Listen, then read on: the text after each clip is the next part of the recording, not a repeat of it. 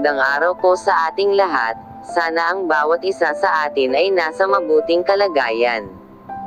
Catherine Bernardo, laging may bagong endorsement, maraming mga tao ang humahanga sa sikat na young actress na si Catherine Bernardo, palagi kasi siya ang kinukuha ng mga malalaking company para ipasikat ni Kat ang kanilang mga product. Nagdiriwang ang kanyang mga followers dahil may panibago na naman itong endorsement. Nangangahulugan na nadadagdagan na naman ang milyones ng actress. Siya ngayon ang bagong mukha ng isang sikat na toothpaste brand.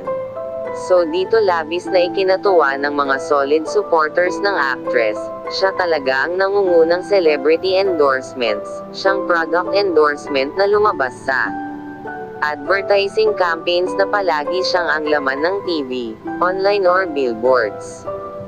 Marami kasing nagsasabi na matagal na raw nakaabang ang nasabing company.na gusto nila si Catherine Bernardo ang mag-endorse ng kanilang product.